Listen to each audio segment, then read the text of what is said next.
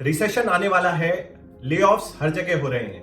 हाल ही में हमने सुना मेटा ने 11,000 अपने एम्प्लॉइज को निकाल दिया नौकरी से, और साथ ही साथ जैसे इलॉन मस्क ने ट्विटर एक्वायर किया है, वहां पे भी धड़ल्ले से निकाले जा रहे हैं लोग। और आईटी कंपनीज में भी सिचुएशन थोड़ी ठीक नहीं लग रही। हायरिंग फ्रीज तो हर जगह चल ही रहा है और अब ले ऑफ शुरू हो गए हैं। तो ऐसे में अपने फाइनेंसेस को कैसे मैनेज करना और अपनी स्ट्रैटेजी क्या होनी चाहिए अगर आपकी कंपनी में ले ऑफ हो रहा है या अनफॉर्चुनेटली आप लेड ऑफ हो जाते हैं, तो इसके बारे में बात करेंगे और 5 ऐसे तरीके डिस्कस करेंगे जिससे आप इस ले ऑफ के सीजन में अपने आप को सुरक्षित कर सकते हैं। सबसे पहला तरीका है अपने आप को सिक्योर करने का, स्टार्ट एन इमरजेंसी फंड। अगर आपने अभी तक नहीं किया है तो जरूर करिए। इमरजेंसी फंड से क्या मतलब है कि किसी कारणवश अगर आपकी जॉब चली जाती है या आप ले ऑफ हो जाते हैं इस सीजन में, तो आपके पास एटलीस्ट 3 to 6 मंथ्स की अपनी एक्सपेंसेस का जो पैसा है वो होना चाहिए। और अगर आप और सेफ साइड पे रहना चाहते हैं तो एटलीस्ट 1 साल का आपके पास रनवे होना चाहिए, जिससे आप अपने एक्सपेंसिव जो एसेंशियल है, रेंट, खाना, परिवार की देखभाल, बच्चे की फीस, ये जो है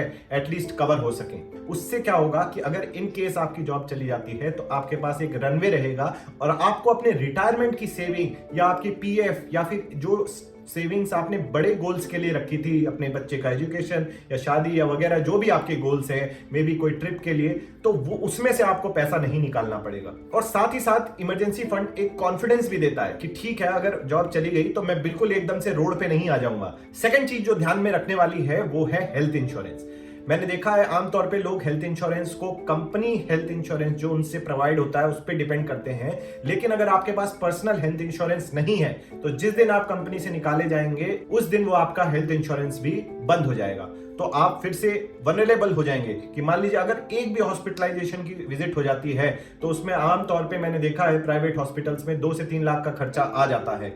और अगर ये चीज आपके बिना हेल्थ इंश्योरेंस के करनी पड़ जाए तो जेब से पूरा जाएगा, और अगर आपने शायद इमरजेंसी फंड भी बना लिया होगा तो वो भी इसमें यूटिलाइज हो जाएगा और अगेन आप प्रॉब्लम में आ जाएंगे। और तीसरी चीज जो ध्यान देने की है वो है आपका बजट। जस्ट बिकॉज आपके पास एक रेगुलर इनकम आ रही थी तो आप एक सर्टेन बजट में चल रहे थे कि इतने में खर्चे कर सकता हूं, इतनी इन्वेस्टमेंट और इतने में लग्जरी पे स्पेंड कर सकता हूं। लेकिन इन केस अगर आप लेड ऑफ हो जाते हैं या फिर ले ऑफ का माहौल चल रहा है तो आपको रीथिंक करने की जरूरत है अपने बजट को।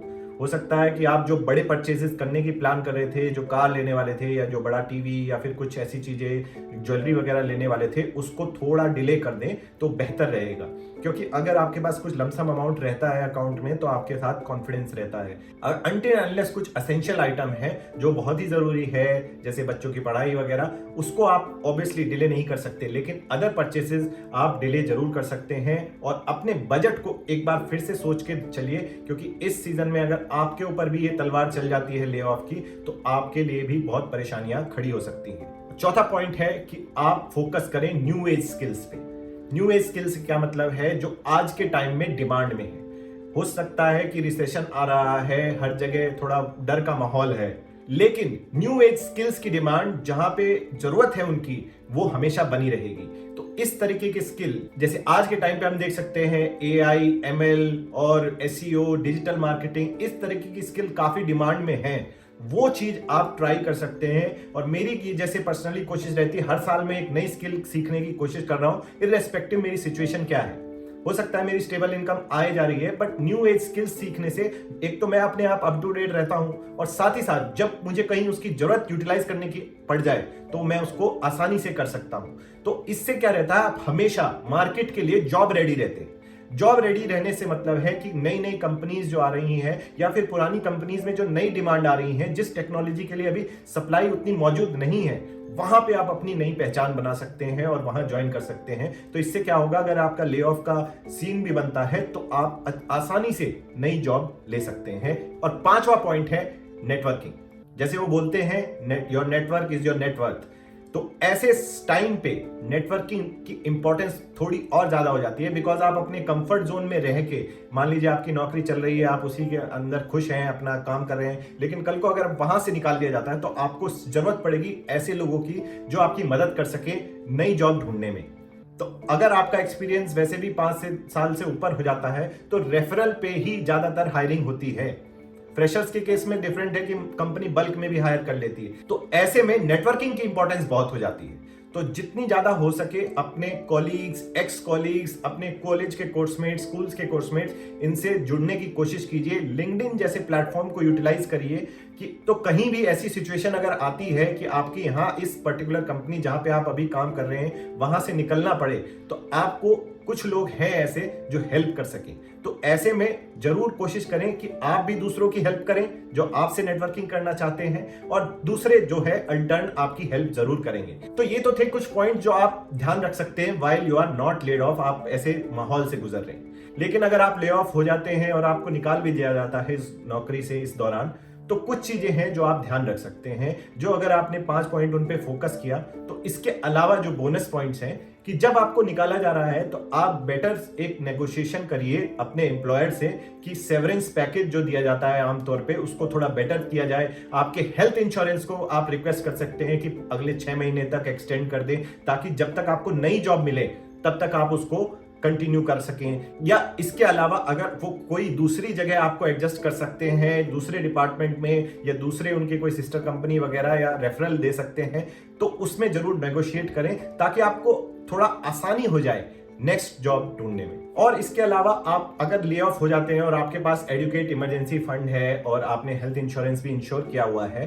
तो ऐसे में आप जल्दबाजी ना करें, खुद का इंट्रोस्पेक्शन करें कि मैं पिछले 6 से 24 महीने के दौरान कैसा परफॉर्म किया, क्या स्किल्स में मेरी कमी रह गई जो आज मुझे ले ऑफ किया जा रहा है, या क्या मैं बेटर कर सकता था। तो आराम से एक ब्रेक लें, एनालाइज करें अपने आप को, इंट्रोस्पेक्ट करें कहां पे सुधार किया जा सकता है। तो इससे क्या होगा कि आप जल्दबाजी में कहीं घुसने की कोशिश नहीं करेंगे। अपना टाइम लेके जब आपने इन सब चीजों को इंश्योर किया हुआ है, जो पॉइंट्स मैंने डिस्कस किए अपने जॉब के दौरान, तो आपको और सहायता मिलेगी कि आप लंबा रनवे लेके आराम से एक बेटर जो सूटेबल जॉब है आपके लिए, जो पिछली जॉब से भी बेटर आपको अपॉर्चुनिटीज दे सकती है, वो ढूंढने में आपको समय मिलेगा। And above all, hope lose मत करिए।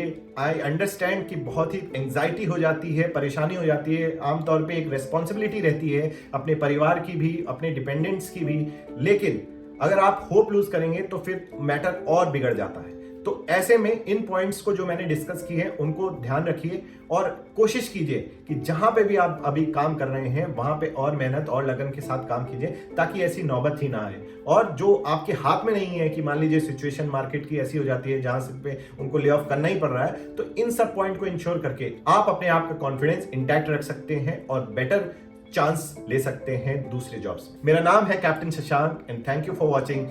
जय हिंद।